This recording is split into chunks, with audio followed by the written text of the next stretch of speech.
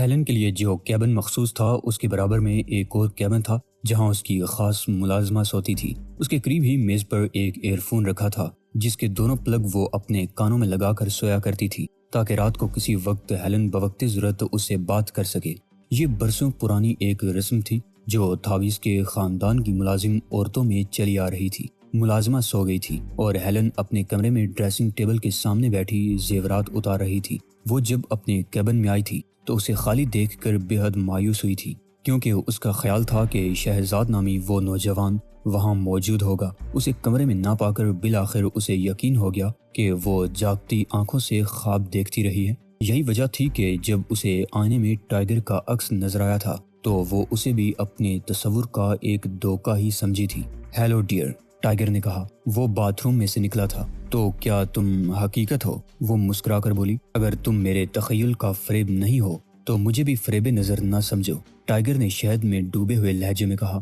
مجھے توقع نہیں تھی کہ دنیا میں کوئی نوجوان میرے لیے اتنے خطرات بھی مول لے سکتا ہے۔ میرے دل میں تمہاری قدر و منزلت بہت بڑھ گئی ہے، لہٰذا تم یقیناً مجھ سے جھوٹ نہیں بولو گی۔ وہ سوالیہ نظروں سے اس کی طرف دیکھنے لگی۔ جب تمہارے پاپا ڈیموس سے اس قدر نفرت کرتے ہیں تو انہوں نے ڈیموس کے اعزاز میں اس کے جہاز پر دعوتوں کا سلسلہ کیوں شروع کر رکھا ہے؟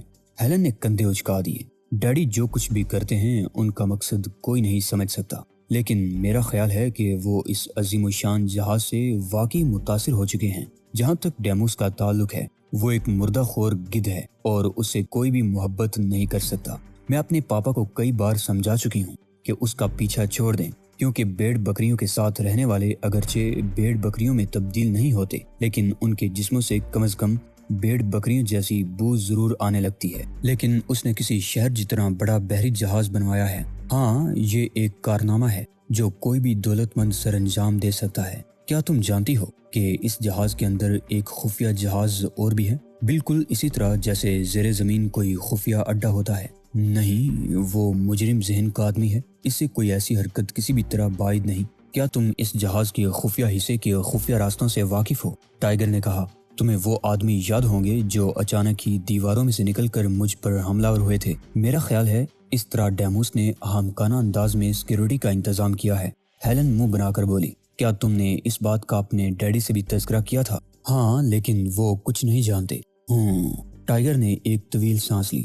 میں اس یقین کے ساتھ واپس جا رہا ہوں کہ تم نے مجھ سے ایک بات بھی جھوٹ نہیں کی ہے۔ جہاں تک میری معلومات کا تعلق ہے، میں نے جھوٹ نہیں بولا۔ اور یہ تم جانے کی کیا بات کر رہے تھے؟ یہیں رک جاؤ نا، میں تم سے بہت سی باتیں کرنا چاہتی ہوں۔ نہیں، بہت لمبا فاصلہ ہے، تیرتے تیرتے بیڑا غرق ہو جانے کا امکان ہے۔ خدا حافظ۔ یہ کہہ کر ٹائیگر اس کے کمرے سے نکل آیا اور وہ اسے عقب سے پکارتی ہی رہ گئی۔ ٹائیگر نے اپنے عقب میں دروازہ بند کیا۔ راہداری میں مدھم روشنی کا بلب تھا۔ وہ عرشے کی طرف چل دیا، دبے قدموں، بے آواز، لیکن اسے ٹھٹک جانا پڑا۔ کوئی بالکل اسی انداز میں چل رہا تھا، دبے قدموں اور بے آواز، اور یہ آوازیں اس کی طرف ہی آ رہی تھی۔ یوں لگتا تھا جیسے چلنے والے کے تلوے چوبی فرش سے نہ چھو رہے ہوں۔ اور پھر ٹائیگر کو یوں محسوس ہوا جیسے اس پر قیامت ٹوٹ پڑی ہو۔ ایک بھاری بھرکم چٹان جیسا جسم اس کے جسم پر آ گرا تھا۔ ٹائیگر دور تک راہداری میں اس بوجھ تلے دبا ہوا پھسلتا چلا گیا۔ اسے اپنے گلے پر دو آہنی پنجوں کا احساس ہو رہا تھا جن کی گرفت ہر گزرتے ہوئے لمحے کے ساتھ ساتھ بڑھتی ہی جا رہی تھی۔ جہاز ہموار اور متوازن انداز میں سمندر کے سینے پر پھسلتا جا رہا تھا اور ٹائیگر اس کی ایک راہداری میں زندگی اور موت کی کشمکش میں مبتلا تھا۔ ڈوبتے ہوئے ذہن کے ساتھ وہ صرف یہی سوچ سکا تھا کہ بالآخر زندگی میں پہلی بار اس کا کوئی مد مقابل بھی سامنے آ ہی گیا۔ وہ حلق پر ہونے والی تکلیف کو ذہن سے جھٹکنے اور اس بھاری بھرکم جسم کو خود سے دھکیلنے کے لیے آہستہ آہستہ اپنی رگوں، اپنے پٹھوں اور اپنے ریشوں کو سخت کرتا چلا گیا، حتیٰ کہ وہ ایک ٹھوس جسم کا مالک بن گیا۔ ایک ایسا جسم ہی اس حریف کا مقابلہ کر سکتا تھا۔ ٹائیگر نے اپنے حریف کی گرفت ختم کرنے کے لیے اس کے وہ دونوں بازو تھام لیے جن کے پنجے اس کے گلے پر جم کر رہ گئے تھے۔ تب پہلی بار اسے محسوس ہوا کہ وہ انسانی بازو نہیں ہیں۔ اس نے چونک کر اپنے حریف کی طرف دیکھا اور ایک جرجری سے لے کر رہ گیا۔ وہ ایک چیتا تھا۔ شاید یہ پالتو چیتا اس جہاز پر رات کے وقت نگرانی کے لیے کھلا چھوڑ دیا جاتا تھا۔ چیتے نے اسے کوئی نقصان نہیں پہنچایا تھا۔ اس بات سے ہی ٹائیگر کو اندازہ ہوا کہ وہ ایک پالتو درندہ ہے۔ اسے خوشی تھی کہ چیتا اس دوران میں ایک بار بھی نہیں گرجا تھا۔ ایسی صورت میں یقیناً محافظ اس طرف متوجہ ہو جاتے۔ ٹائیگر ایک دوسرے کے آمنے سامنے آ گئے تھے۔ ٹائیگر نے چیتے کی آنکھوں میں دیکھا، دو سبز سبز گول گول کانچ کی گولیوں جیسی چمکدار آنکھیں۔ ٹائیگر نے اس کی آنکھوں میں آنکھیں ڈال دی۔ چیتا اسے سرد مہری سے گورتا رہا۔ بے حد خطرناک صورتحال تھی۔ اگر ٹائیگر اس وقت ذرا سے بھی حرکت کرتا تو چیتے کے پنجے اس کا نرخرا ادھیڑ ڈالتے۔ ٹائیگر کے جسم کا ریشہ ریشہ آہنی تاروں کی طرح تن چکا تھا۔ غیر محسوس انداز میں اس نے اپنی سانس روکنی شروع کر دی، بالکل اسی طرح جیسے خوف اور دہشت کی زیادتی سے کوئی شخص بے ہوش ہو جاتا ہے۔ جیسے ہی اس کی سانس ساکت ہوئی، ٹائیگر نے اپنی حسیات کے ذریعے چیتے کی بے چینی محسوس کرنی شروع کر دی۔ اگلے ہی لمحے وہ اسے چھوڑ کر الگ ہٹ گیا تھا۔ اس سے قبل کہ ٹائیگر کا پنجہ اس کی طرف بڑھتا اور اس کے جسم کے کسی حصے کے چیتھڑے اڑا دیتا، اچانک ہی چیتے نے منہ اٹھا کر کچھ سونگا، پھر پلٹ کر دیکھا اور کسی پالتو بلی کے سے انداز میں دم دائیں بائیں لہراتا ہوا اس دروازے کی طرف بڑھ گیا جس سے ابھی کچھ دیر قبل ٹائیگر نکلا تھا، اور جہاں اس وقت ہیلن کھڑی پھٹی پھٹی آنکھوں سے کبھی چیتے کی طرف اور کبھی ٹائیگر کی جانب دیکھ رہی تھی۔ اس کا خوشنما دہانہ اظہار حیرت کے لیے کھلا ہوا تھا اور دائیں ہاتھ کی 2 انگلیاں اپنے نرخرے پر جمی ہوئی تھی، جہاں سے 1 انچ کے فاصلے پر اس کی رگ تیزی سے پھڑک پھڑک کر اس کے گہرے اضطراب کا حوال بتا رہی تھی۔ ٹائیگر اٹھ کھڑا ہوا۔ وہ آہستہ آہستہ چلتا ہوا ہیلن کے قریب جا پہنچا۔ تم نے مجھے بتایا ہی نہیں کہ شیر بھی پال رکھے ہیں، میں تو تمہیں آوازیں ہی دیتی رہ گئی تھی۔ وہ ہانپ کر بولی، اس نے تمہیں کوئی نقصان تو نہیں پہنچایا؟ نہیں، اور نہ ہی میں نے اسے کوئی نقصان پہنچایا ہے۔ اوہ، کیا تم اسے بھی؟ ہیلن کا جملہ ادھورا ہی رہ گیا۔ ٹائیگر نے اپنا دایاں ہاتھ چیتے کی گردن پر رکھ دیا۔ چیتے نے ایک جرجری سی لی، لیکن اچھلنے کی حسرت اس کے دل ہی میں رہی۔ وہ فرش پر ڈیر ہو گیا۔ یوں محسوس ہوتا تھا جیسے اس کی گردن کی ہڈی ٹوٹ گئی ہو۔ وہ الٹ گیا۔ اس کی چاروں ٹانگیں فضا میں رقص کرنے لگی۔ پنجوں کی گردش اتنی پرقوت تھی کہ ان کی زد میں آئی ہوئی کسی بھی شے کے پرخچے اڑ سکتے تھے۔ کیا یہ؟ ہیلن ہکلا کر رہ گئی۔ تھوڑی ہی دیر بعد ٹھیک ہو جائے گا۔ تم آخر کس مٹی کے بنے ہوئے ہو؟ مٹی کا نہیں، اسٹیل کا بنا ہوا ہوں، ٹائیگر نے کہا۔ Good night, good night. وہ تیزی سے عرشے کی ریلنگ تک پہنچا۔ اسی وقت کسی گارڈ کی نگاہ اس پر پڑ گئی اور وہ دوڑ اٹھا۔ کون ہے؟ اسٹاپ، آئی ول شوٹ۔ ٹائیگر نے جست لگائی۔ وہ ریلنگ کے اوپر سے ہوتا ہوا پانی کی طرف گرتا چلا گیا۔ اوپر سے ایک برسٹ مارا گیا۔ فضا گولیوں کی تڑتڑاہٹ سے گونج اٹھی۔ اس وقت تک ٹائیگر پانی میں خوب گہرا اتر چکا تھا۔ وہ نیچے ہی نیچے تیرتا ہوا اس طرف بڑھنے لگا جہاں دنیا کا سب سے بڑا جہاز لنگر انداز تھا۔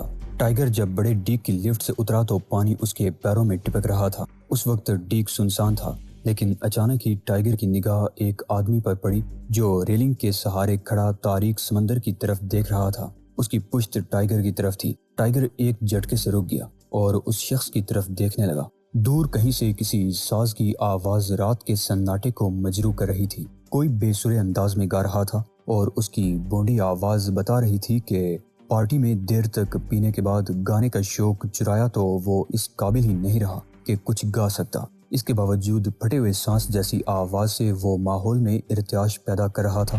بے اختیار ٹائیگر کا جی چاہا کہ اس گویے کو ڈھونڈ کر اس کا گلا دبا دے، لیکن اس خواہش پر وہ شخصیت حاوی ہو گئی جسے اس نے ریلنگ کے قریب کھڑے دیکھ لیا تھا۔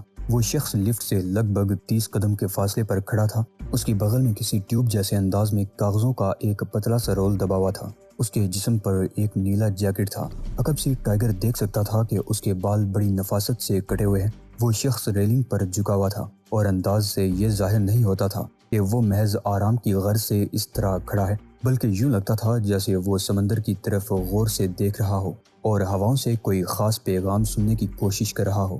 ٹائیگر اس کا چہرہ نہ دیکھ سکا۔ اسے وہ چہرہ دیکھنے کی بھی ضرورت نہیں تھی، کیونکہ وہ تو اس شخص کو لاکھوں کے ہجوم میں بھی آسانی سے شناخت کر سکتا تھا۔ وہ آہستہ آہستہ چلتا اس کے عقب میں جا کھڑا ہوا۔ ہیلو سویٹ ہارٹ، آپ یہاں کیا کر رہے ہیں؟ پیراکی سے لطف اندوز ہو لیا؟ بہرام نے پلٹے بغیر دریافت کیا۔ اس کے لہجے میں کوئی تاثر نہیں تھا۔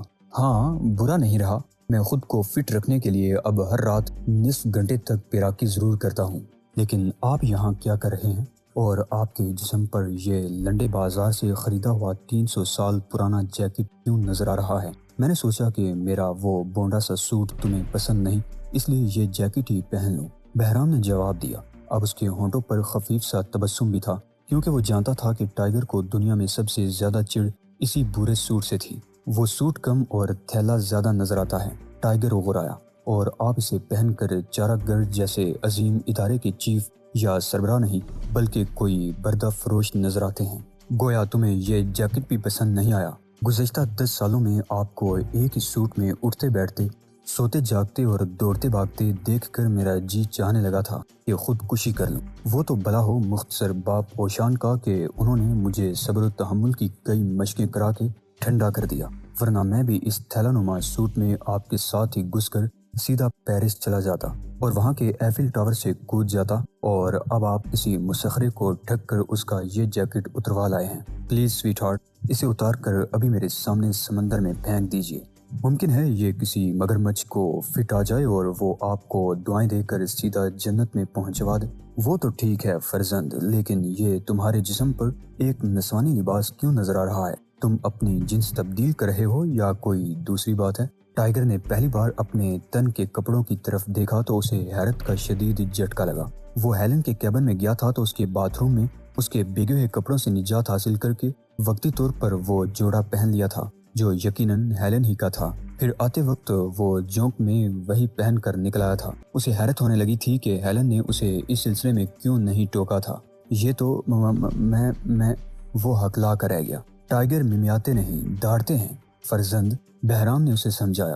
بہرحال اس سے پہلے کہ مجھے اپنی زندگی میں کسی ایسی عورت کی کمی کے صدمے کا احساس ستانے لگے جس کے چہرے پر ان گنت برے برے تل، بس بہرام نے جلدی سے ہتھیار ڈال دیے۔ آپ یہاں کیا کر رہے ہیں چیف؟